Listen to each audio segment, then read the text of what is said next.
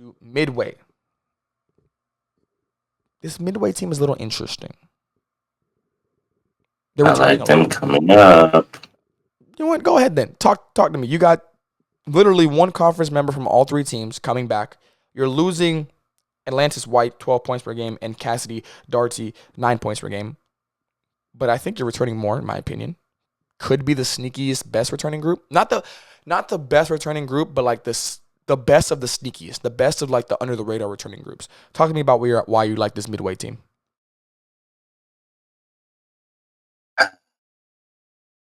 Jeremiah Christian, Alerica Hughes, JC Chesser. Second team, first team, third team on conference. Now order. 14 points, 5 boards, 3 assists, 3 steals, 40% from the field for Christian. 13 points, 6 boards, 3 assists, 3 steals, 50% from the field, 30 from 3 for Hughes. 10 points, 5 boards, 54% from the field, 34 from 3, 86 from the free throw line for Chesser.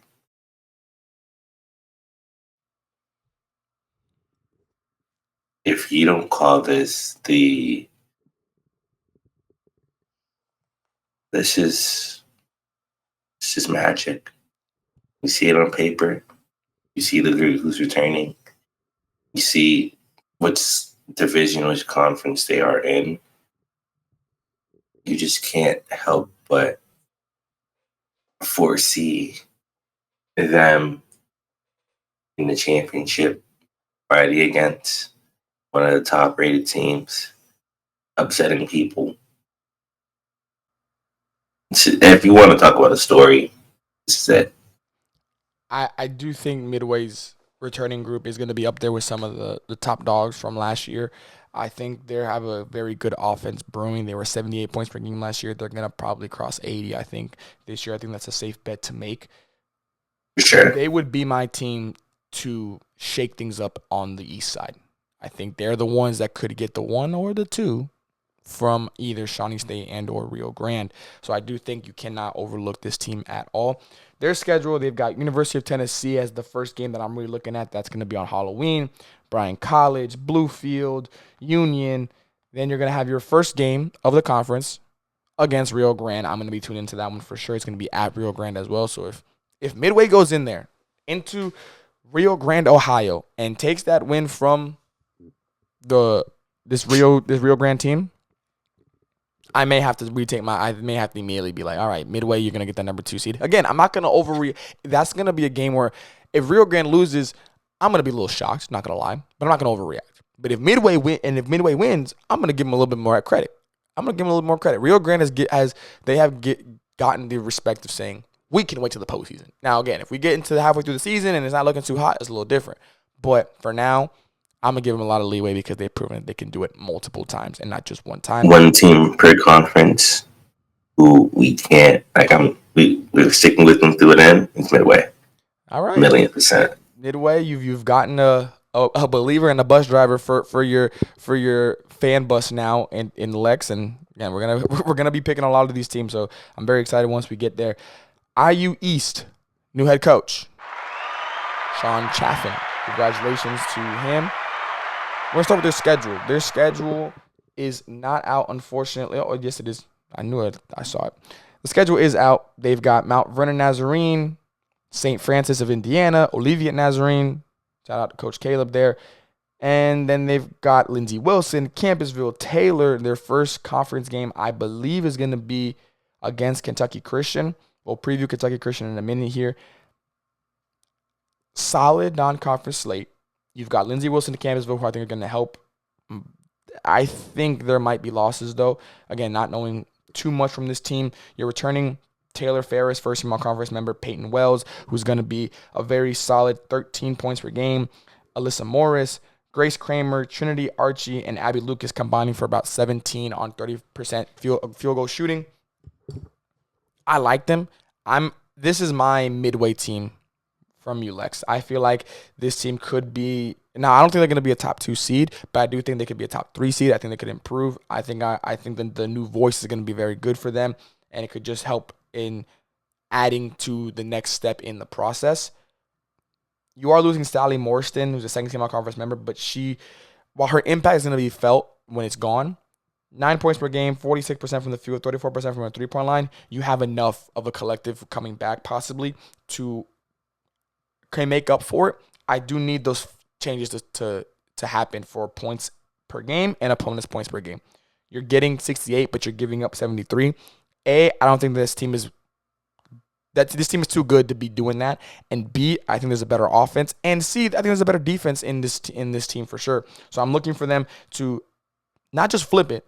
If it was 73-68, I still don't like it. I want it to be closer to 75, and I want it to be closer to 65 for the points per game and opponents' points per game, respectively. Lex, where do you like this IU East team? Is it similar to Midway? Is it less than Midway? Do you think they can make a run at it? Where are you at right now? I think that this team, in the grand scheme of things, they're not losing a whole lot. And with the year that they had last year, new coach coming in,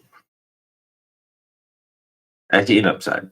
I see that they have the potential to really cause some ruckus, be kind of like that team who goes to the playoffs and could pull one of those, 4 seeds to the championship kind of situations. Am I solidified in that? No, I'm still rocking Midway, but I like them. I like them a lot. I definitely see how they can overcome a lot of these challenges that they may face as a unit. Now we were gonna head over to Alice Lloyd, but I just didn't know what conference they're in. I don't think they're gonna be in the River State this year, so we're gonna skip them and go over to Kentucky Christian, who apparently will be added in, but I don't know which division. I'm pretty sure they're gonna be added in where Alice Lloyd was, so they should be on the East Division. We will see once the season starts. For Alice Lloyd, you're possibly returning Belle Sparks Jr., about 20 points per game. She's going at 18.9. Then you're bringing back a freshman who had a great first year in Hazley Matthews. She put up almost 13 a night at 12.9. And Kelsey Simpson, sophomore, 7.6. Rebecca Alitano, she's probably going to be, unless she has a fifth year, is done playing for Kentucky Christian. She was putting up about 6 points per game. This team, just off of the numbers I read, Lex, I like them to come in and shake up something. Their ceiling for me is the 4th seed. And I don't know if you agree with me on that one, but I think they could sneak into that 4th seed for this East Division. Do you see that kind of happening as well, or is it more of a first time in a division, first time in a conference, so to speak, you don't really like it, maybe a 6th seed, or no, they could be a playoff team? Hear me out. Oh, he's about to and I know this is going to boil your blood a little bit. Oh, no. My ceiling is a 3rd seed. Okay. And I'm listening. It's the 3rd seed. Still listening. Because I feel there's a certain team who you're not gonna like that is not going to be up there anymore. Oh my God. Please don't tell me I think what you're saying. I fear that Rio Grande may not be up there anymore. If you go on to the campus of Rio Grande, go to that gym. They're going to be in the playoffs. I have them barely making 4. And you think so Kentucky Christian can get in there because they're barely making 4? They can take that number 3 spot. They could, if all breaks right.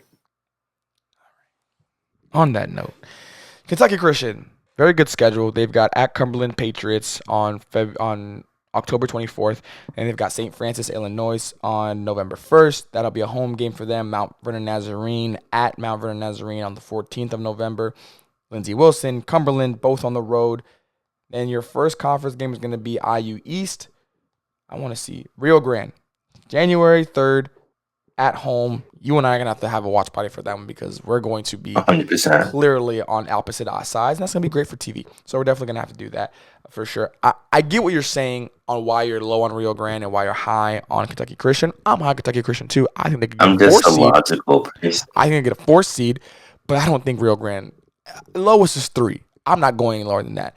4 is the highest I'm going for I Kentucky. think lowest is 4 because that's still in the playoffs. You can see this is going to be an ongoing debate, and whoever wins this debate is not going to let the other one hear the end of it. And it's all right. It's what the business we're in. Last team we were going to preview for the East, before we get into it. West Virginia University Tech. We'll start with their schedule as well. I believe it is out, and it is not out, as a matter of fact. So we're going to go straight into their returning Candace Stewart, Liz Cattle, Alexis Sexton, Kennedy Hancock. Second team all-conference member for Stewart, 11, 4, 37 from the field, 36 from the three-point line, 87 from the free throw line. She's flirting with a double with a I don't know why I just keep saying double. She's flirting with 50, 40, and 90. I think she's trying to get set up with her friend to set up with 50, 40, 90. I think that's where they're at right now. But I think she's gonna have a good year. Could be another all-conference season for sure. Possibly first team if West Virginia gets enough wins. Do you like this team to make a playoff push, or is there just too much going on around them for them to get higher than maybe a 5 seed? I think they can sneak out a 5, but I think that'll be the ceiling for this year, just because this East side has a lot going on already, genuinely, especially with the possible plummet of fan favorite. You are really going to boil my blood to the point where people are going to think that I go to Rio Grande University. Plummet? You might as well. Plummet? Oh, my Lord. You and I are going to be on Plummet. Rio Grande watch all year. Plummet is a stretch. Thank you. Plummet is definitely a stretch if you take it the way that it's genuinely intended. You take it the way I intended it. Well, how are you all that I'm saying is they're going to drop a couple rankings as far as seeding, and their playoff situation is going to be the definition of a game-by-game situation. Go back to West Virginia before you get me mad. I like them at 5 best, right underneath Rio Grande. I'll ask you this. Are you giving more importance for West Virginia, offense or defense? Because they put up 53 points per game last year and then allowed almost 80 points per game last year. Are you putting more emphasis on the defense or the offense?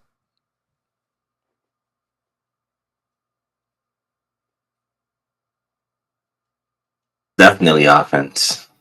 Because you think that they have a better offense in them, or you think that they can just what makes you say offense? I think that with the defense that they produce, they can still survive if they, were to and obviously we're not reach saying higher seeding. Be a positive because both of us still have them at the bottom of the division. But yeah, I get what you're saying. That the plus minus can be a little the point difference can be a little bit closer. Okay, I got you. Like if they were to produce the same exact defense that they produced this past season and increase their points, they're profiting. They're increasing. They're benefiting from growth. I see that for sure. But if they produce the same offense and increase their defense, they're still where they're at, if not worse. I get that. I'm scared to ask this question because I know your answer for it. I feel like question 1: which will there be a different number of playoff teams for the East? Because we both said, oh God. To recap, you and I both said, well, you said there'll be the same teams, different order.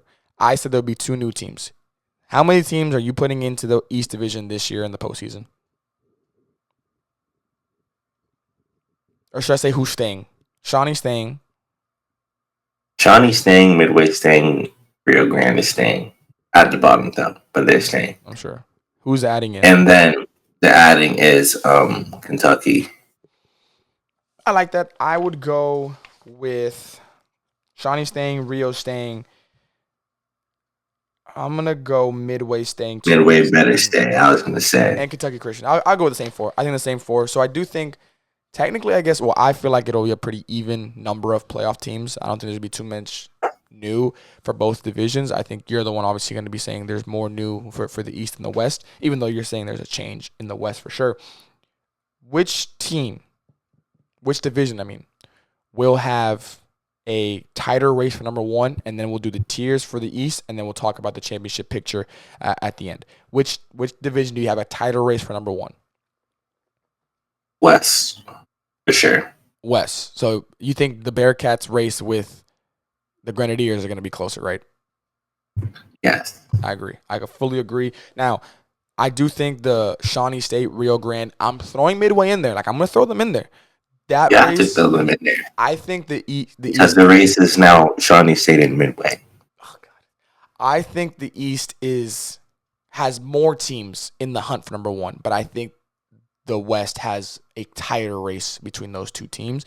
That's That what is a great way to put it. I think that's what it's going to be. Even Kentucky Christian, like I'll throw them in there. They could possibly be, get hot, catch a couple games in a row, and then now we're looking at them and saying, "Whoa, they're the 3 seed. Whoa, they're the 2 seed," and we're going off of that. So I do think that's kind of where the descriptions of these two divisions and their race for number one is going to be at.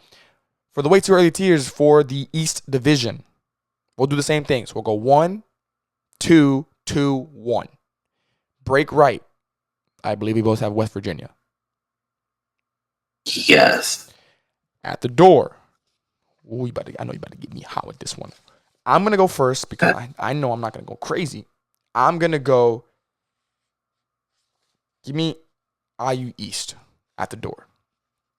Okay. Who's your first at the door team? IU East. All right. God, we're on the same page. We're 2 for 2 so far. What can go wrong? A lot can go wrong. Oh, I'm sure. My next at the door team, it's going to be Kentucky Christian. First year in the division. That's where I'm doing that. Not because I think they will be a playoff team, but I'm going to give them that because I'm also going to respect the teams I'm going to put at the door and the number one contender team. Who are you putting at the door? Like I don't know your answer. Kentucky Christian. Oh, my God, guys. He had me. He had me in the first half. Fully had me. I was convinced I was about to lose my mind. All right, 3 for 3. But it's only because I'll take it. If this particular at the door slot was a solidified playoff lock, Rio Grande has its name tatted on there. But it's because we're going in the tiers that we've remained consistent with throughout the entire course of this journey that Rio Grande will be the bottom of the playoff locks. I'll take that because Rio Grande to me, they'll be the top of the playoff lock, but they are a playoff lock, and I'm also gonna no. You know what? Forget that. I'm not gonna do that. I'm gonna put Shawnee State as the top side of the playoff locks with Midway on the bottom, and that means I'm going Rio Grande, the number one contenders in this East Division and in the Red River Conference. That's what I'm going with, and I don't care. You see what happens when you let your emotions get the best of you guys. Yes, I see. But you know what happens? We're spiraling. This is what happens when you let somebody play with your emotions. That's what you've been doing. You've been playing with my emotions. So you know what? I'm gonna give you what you want. I'm gonna give you what you want. And I went Rio Grande, Shawnee State, Midway. Tell me your top 3. Rio Grande, Midway, Shawnee State. And just for the record, he did not go the same order as me. He went from down up. So he has Rio Grande 3, Midway 2, and Shawnee State 1. Yeah, if everybody who's paid attention knows that Rio Grande will not be number one for me. All right. No hate to them. Throw in another bet right there. Rio Grande will be. I definitely would not be surprised if Rio Grande does come out on top in the postseason. But based off of regular season standings, Rio Grande will making the playoff by basically a hair. Do you want to bet on their playoff positioning, or do you want to bet on them making to the tournament game? If we bet playoff standings, then you're saying you bet that they will be 4 or lower. I bet they would be 2 or higher. I'll even let you get 3 if you want. We go. You can go 3 or 4, and I will go 1 or 2. I could do that. All right. I'm comfortable with that. All right. Done. Another one added to the books. We got to definitely go back and have to try and find all these bets. Last question before we head over to our last conference preview next week. It's crazy to think about. Will the championship game in the Red River in the River States Conference, will that feature a team from each division, or will it be a one division dominated game? I would like to say one from each. I know you would. But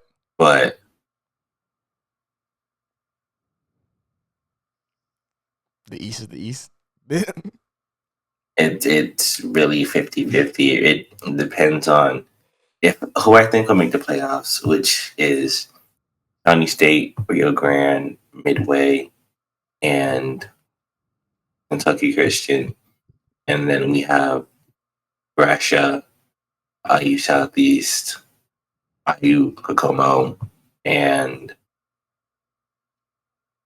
who was our last one?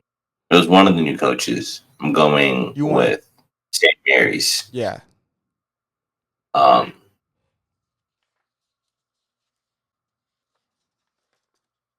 I'm pretty sure we can get away with a Brescia. And this is so difficult because I don't want to rule out Rio Grande because the story. Go ahead. Do it. The story for 5P. Be their motivation. Be their villain in the story. You know what? Hey, that's great music. Don't tap me. I think that we can get away with the Shawnee State, Brescia conference finals. I hear you. I really do. But I can't. But I also feel like because they're gonna be cannot get on. Pick a side, stay on. I'm too logic. I also think that because there'll be 4, I feel like that makes an easier playoff run for them. Well, remember, so the way that the River does it is 4 plays 1 on the opposite side, then 1 and 4 opposite sides, and 2 and 3s are opposite sides. So that's kind of how they basically crisscross. So if Rio Grande is 4, they'll play the Bearcats. What are the Bearcats' name?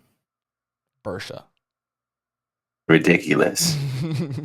If Rio Grande and Brescia are playing first round. Yeah, no, I'm sticking where I am. Brescia and County State. I'm going to go with Rio Grande, and just to have some diversity, give me the Grenadiers. Let's rock and roll. I think that they might shock some people. I think they're going to come out of the West Division, and be able to get into the championship game. But I do think Rio Grande will be there waiting for them. Honestly, I see Midway beating the Grenadiers. I do. If you were, in the way we're doing. I mean, I'll say this. I'm confident saying Rio Grande. The West is where I can't pick between the Bearcats and the Grenadiers. Those are the 2 teams that I'm kind of 50-50 on. I'm going to go Grenadiers because you went Bearcats, because I do think you can't go wrong. I think both teams have a decent argument to be made. So that's what I'm going to go with for the championship game, featuring 1 team from each division. We'll end it here. If you did have to say one division has 2 teams in the championship game, would you say the East? 100%. All right, me too. I just want to make sure we're on the same page with that. Lex, 9 down. 9 down. We got 1 left. 1 conference preview left. It's going to be the HBCU conference and the Sun, obviously our home, away from home. Can't wait for it. We've already started working on it. We're going to have that one done. By the time you guys are watching this, we might have it done, honestly, and we might have it edited and ready to go and just waiting to be uploaded on the following Friday. But we made it, dog. We've made it. We're in the home stretch. We saved the Sun for last because we knew it was kind of a great way to end it for something that we've seen for the past almost half decade of our lives, really, in my case, more. I'm excited. It's crazy to think about, though, that we've been doing this for over 3 months now. But that's going to do it for episode 13, part 9 of our conference previews for the 2025-2026 season. We just came from the AAC. We just left the River States. And next week, we're going to be traveling to the HBCUs of the world and the Sun down south. We appreciate you guys have been with us the whole time. We appreciate you guys if you're just joining us for the River States Conference. Make sure you like, comment, subscribe. And make sure you go follow us on our socials. You won't regret it. Trust me. There's some good stuff coming up out there. But we will catch you guys on the next one. Peace out.